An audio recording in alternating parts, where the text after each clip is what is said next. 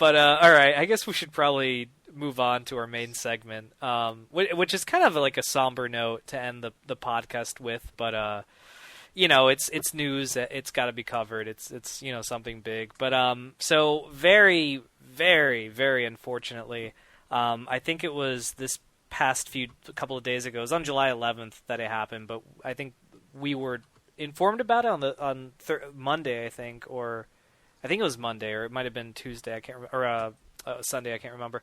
But very sadly, Satoru Iwata, the president and CEO of Nintendo, passed away.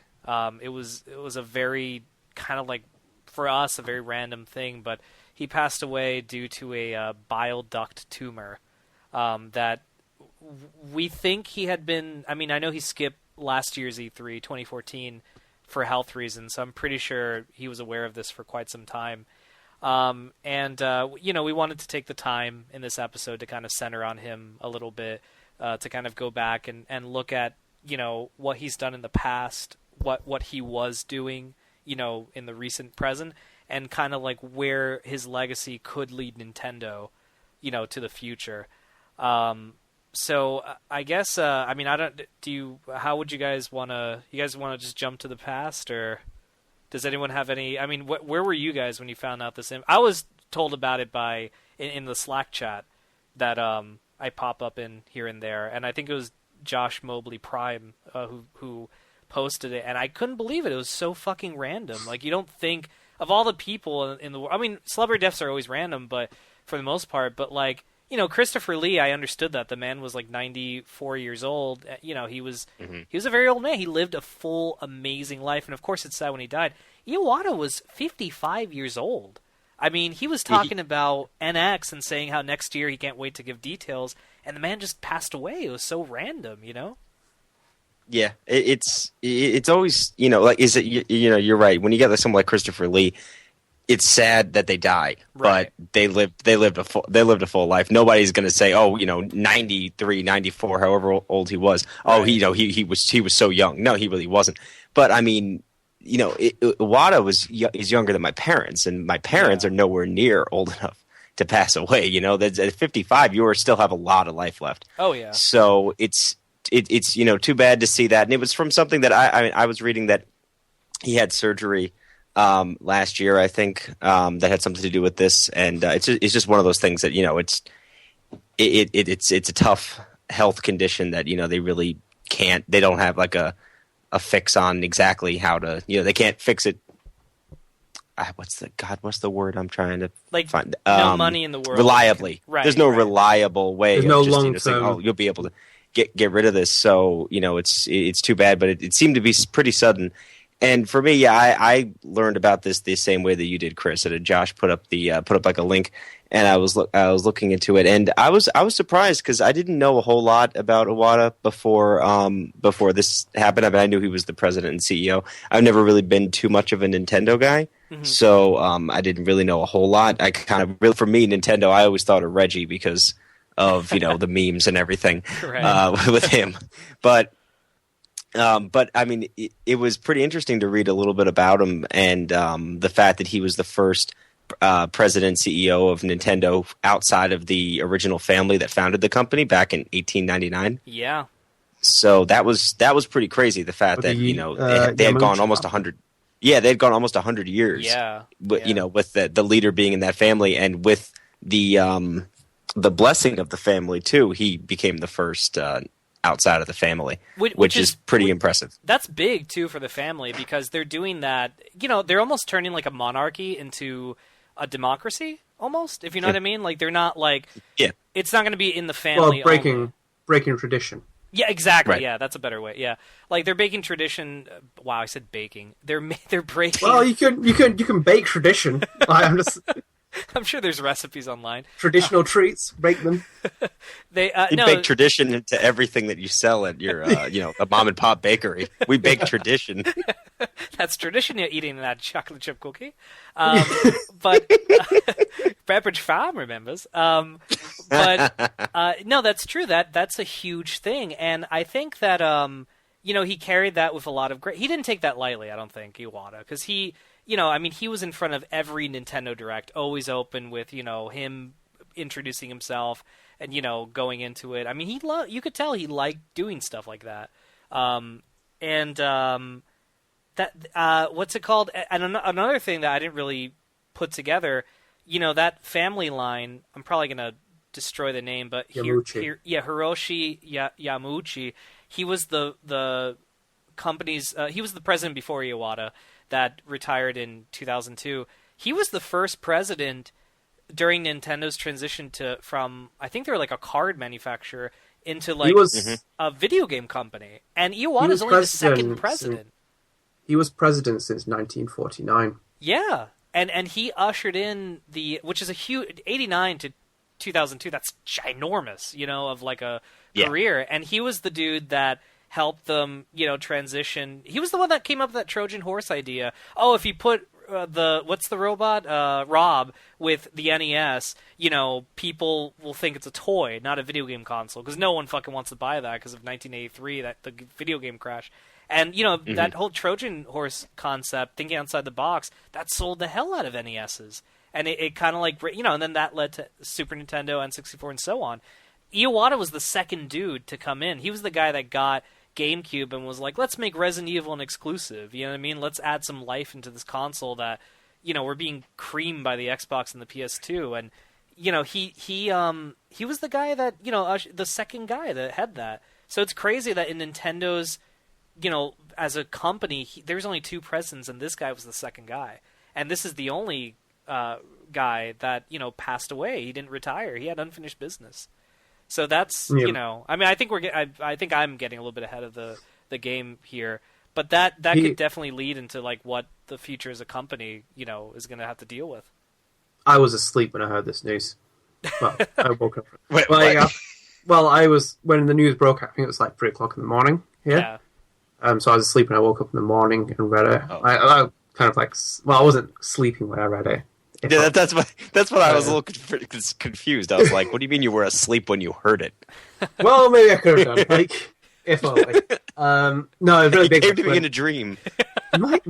Well, saying that, maybe you didn't. But yeah, I read this. Like, it's one of those moments where I read it and I kind of like had to rub my eyes and like get up and be like, "Wait, what? What did I just read?" He was really, really, really instrumental to Nintendo's revitalization. If anything, the GameCube was really performing low. He rejuvenated the handheld market. DS came under him. The Wii came under him. Nintendo's next step in revolution, technological advancement, whatever you want to call it. Big figure, again, it was really big that in the fact that he was outside of the Yamauchi family, like, he was breaking that tradition, new blood, well, new and old blood a little bit, and kind of like new ideas, bringing things forward. I think like he's one of his most famous quotes is from GDC 2005, where it says, "On my business card, I'm a corporate president. In my mind, I'm a game developer, but in my heart, I'm a gamer." Like, such a fantastic quote. Yeah. Just like kind of sums up. I was gonna say that summarizes him very well. Yeah, and just like, because it's kind of like when the big corporations have characters, like, Shuhei Yoshida is really big with Sony, and all people love him. Same with Phil Spencer as well. People love the fact that Spencer relates. And same with Iwata. Iwata was instrumental behind a lot of Nintendo's classic games. Like, he developed them. He was a developer to start off with, and then he became president. He always retained that fact. But that's the same with like why kind of like those characters appeal to people. And even like with when Nintendo did really poor sales, I think it was a few years ago, and he took a pay cut. Granted, it wasn't a huge thing, but he did take the pay cut. Like, he admitted, like, we did bad in the sales. I shouldn't be rewarded. I can take a pay cut, and other people can keep their jobs. And a very admirable man, especially with like Japanese tradition, like a very honourable man as well. So that was like something I really loved about him. And you know what? It says everything. Like, even though I've been a stern critic of him lately, during the time of where the Wii U has been kind of like detrimental in sales and kind of like just limping along, he really was big for investors. Like, he was pretty much universally re-elected as president. Was it last year or the year before? I think it was 2013. 2013, yeah. Like, he was pretty much re-elected unopposed, like from the investors. So it showed everything that the investors had big faith in. But again, like, granted that the sales and stuff have been pretty poor and stuff, but again, Amiibos came under him as well. Like honestly, when I saw Amiibos, I was like, this is fucking stupid. And now they're literally like the shitstorm. People are going to shops trying to get them. It's the next big thing from Nintendo. It's a huge thing. So like, and obviously, it's a shame that he passed away now because maybe Nintendo kind of may have like been taking a U-turn in its development phase, like just kind of like reworking stuff. I don't know. I'm babbling on. I mean the what's it called, the future of Nintendo. That's definitely like a weird. It's a weird thing to even start thinking of at the moment, but at the same time, you can't help but imagine like what's how instrumental was, and by instrumental I mean how much of a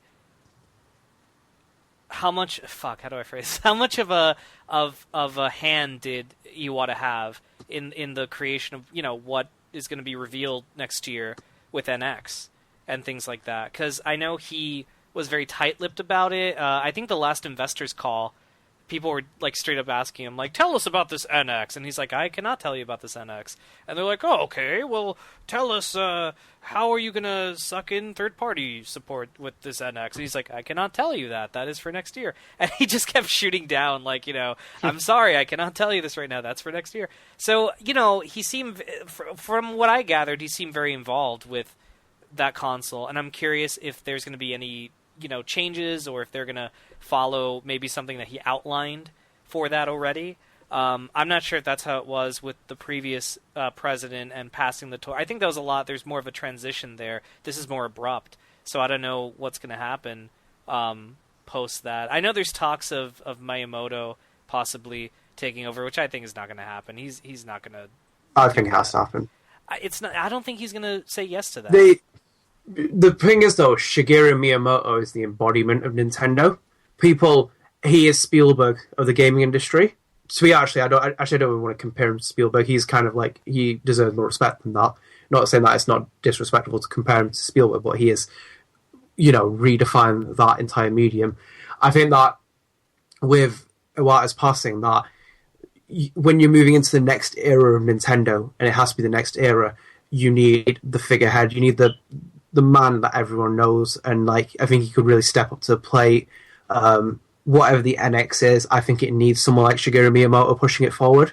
I think it just, after the Wii U, kind of like Iwata would have had a second chance with the Wii U, with the NX, and seen how far it can go. But now with like a blank slate, maybe it's time for Nintendo to really kind of like sit in the boardroom, get Miyamoto as the head of Nintendo, and see where the company can go as a direction now, because they have got another chance to do it. Like there's very few companies that have a blessing like this. Like Sega did it 4 times, and you saw what happened with them.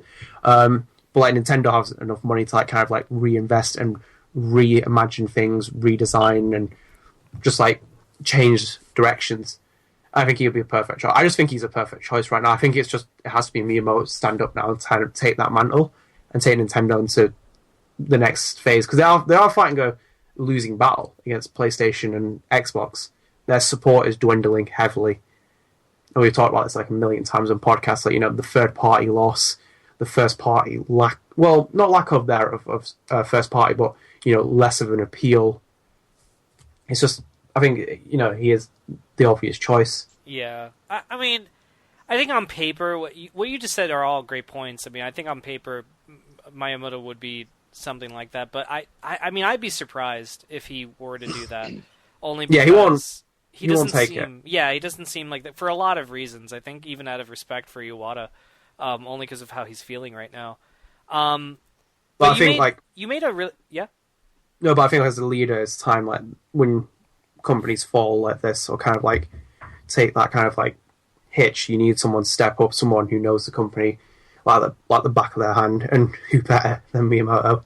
Oh yeah, I mean, dude, I would love to see him do that. I don't know. I have doubts on it. That's my only reservation on it. But I mean, I wouldn't be upset if that happened. I think especially how close he was to Iwata. I think it would just be a nice. It would be the closest thing to a smooth transition they could do. right at this moment for the company of like in terms of passing the torch. But you said something that I thought was very interesting. It's kind of curious to see as the president and CEO how Iwata he joined GameCube right at its like beginnings, I think it hadn't even been out for a year at that point. So he basically headed up the GameCube, and you could tell he tried really hard. I mean, the Resident Evil deal, the what's it called? Like they got a Final Fantasy game in there, even though it wasn't that good, to be honest. The Crystal Chronicles game, and it was fucking terrible. And but he tried. He tried to kind of like boost that up. And then with Wii, I mean, that became a massive hit for what it was. It was the right place at the right time. It was something that attracted a lot of people to it. Packing in the Wii Sports game was a brilliant idea. Not making people go out and buy that. I mean, that thing sold, what is it, like 150 million consoles? It's ridiculous. That sounds about right. Yeah, it was fucking crazy. And then, he thought, well, let's follow that up and, with Wii U, which, not to give respectfully, but, it was probably not a good move because obviously the Wii U's had a lot of, problems. Some people argue it was dead on arrival because of the whole concept of the tablet thing and just, it not really working for the time it was released. Maybe if that was released 10 years ago, it would have worked a lot better.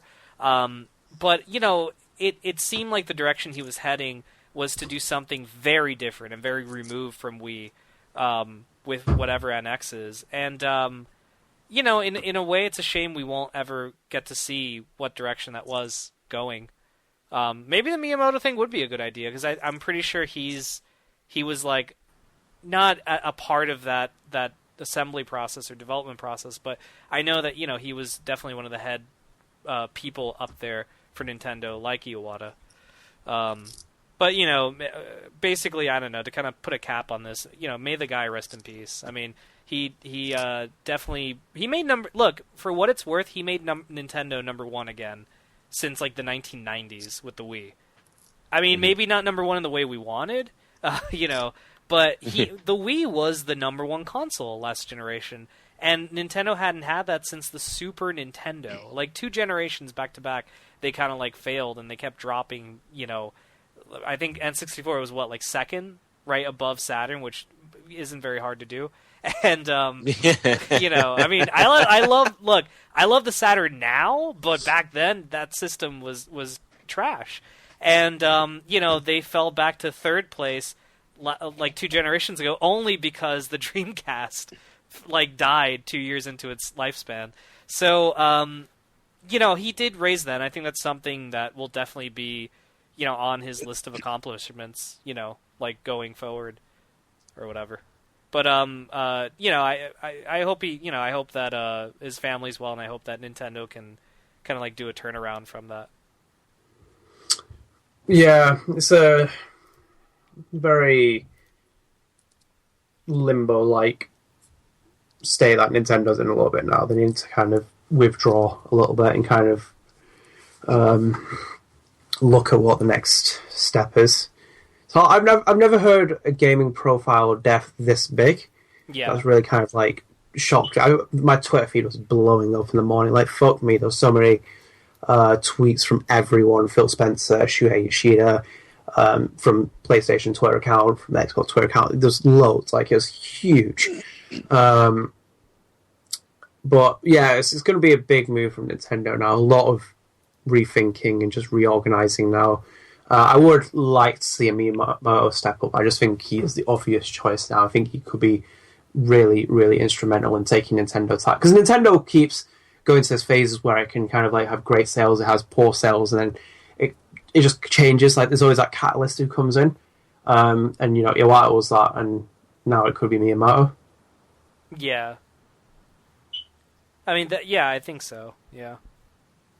Yeah, I mean, Nintendo was in a weird spot. I mean, before this even happened, they were in a weird spot, and they had to figure out what they were going to do. So this is, unfortunately, this just exacerbates that situation for them. But obviously, beyond the unfortunate that he passed away, but now just looking at it as a company, they're in even more, trouble trying to find something. I think someone like Miyamoto, or a known quantity, is definitely the way that they should go if they really want to try to, because like if they were in a position like Sony's in right now, they might not have as much of an issue bringing on, without like saying, okay, well, we just got, so-and-so and no one's heard of them, but it doesn't matter.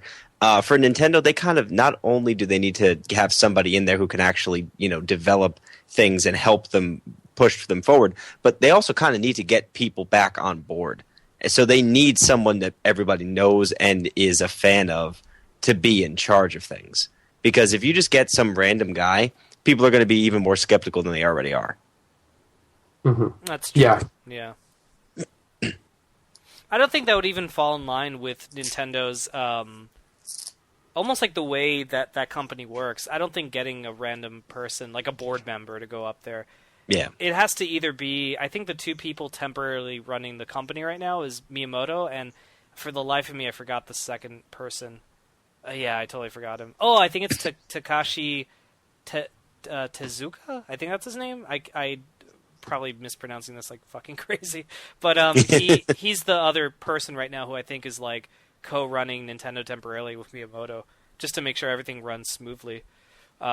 I think, what is the position? The General Manager of EAD Software Development Department. That's his title, I think. Which, whatever that means, because quite frankly, I don't know. But the title, when you try and figure out titles of some people, it's like, yeah. So what would you say it is you do here? Do you work more with your hands or your head? Which one? But yeah, I think that was a nice capper to the whole thing. That it would be wiser to get someone that they know rather than just an unknown person, because that'll alienate Nintendo too. I think from even internally, I think people would be like, "What the hell? Who is this guy?" Like, fucking Iwata just died. Who the fuck is this? I think Miyamoto would be, like what Adnan was saying, was the good choice. Hopefully he agrees to it. That's, the only roadblock I could see. Where he's like, I make things. I'm an artist. I'm not a businessman. That's I get the impression that's how Miyamoto is. I could see that happening, because a lot of the times, you get, you get like, creative types, and the more business type, role that you put them in, the more leadership that they have to have, the creativity starts to go away. Yeah. Because of the fact that there's just too many other considerations. It's like taking a bird and putting him in a cage and then saying, why isn't he flying? Yeah. I mean, it can be hard, so I can understand why someone like Miyamoto might not want to jump into that position. Yeah. But that he's the kind of person who could definitely help. I mean, it happened to George Lucas. I mean, he was like in his creative, like height in the 70s, and then he was a businessman for like 30 years, and then Phantom Menace came out, and so he just kind of lost it a bit. Well, George Lucas is an exception for what it is, because you can't really apply that comment to everyone, because Spielberg's a businessman. That's true. That's true. Spielberg's been a businessman for a long time. Same with Steve Jobs. Steve Jobs was a businessman. Still, and became more of a businessman and still retained creative influence. That's true. George Lucas went a little bit to the dark side. Yeah, I'd say that. Hey, but that double lightsaber was badass. I think we'd all agree. Yeah, with that. like he has still had that creative influence. I think he went a little bit too far, but he just duct taped two lightsabers together. It was like creative, right? Make the bad guy creativity. Do that. He's like, I did it. Still got it. But I guess, do you want to wrap us up, Adnan? Yeah, I'm gonna have to. Like, put you guys in timeout with this duct taping nonsense. Okay, so that's it for this week's episode. Be sure to follow the Gamer Headline Show on Twitter at TGH Show, and like our official Facebook page, the Gamer Headline Show, for up-to-date episodes from Gamer Headlines' official podcast. Additionally, the Gamer Headline Show can be found on Podbean, Stitcher, iTunes, YouTube, and of course, right here at gamerheadlines.com. I said that very, very fast. I just realised that. Thank you, James, for joining us, even though you did turn up late. We'll be having words after this. Oh, well, we're going to have words. I don't think you know when I get off work. I think we need to fix that. I think we need to fix a misconception of what time I get home. But anyway. But thank you for joining us. We'll see you next week, episode 40. All right, guys. Take care.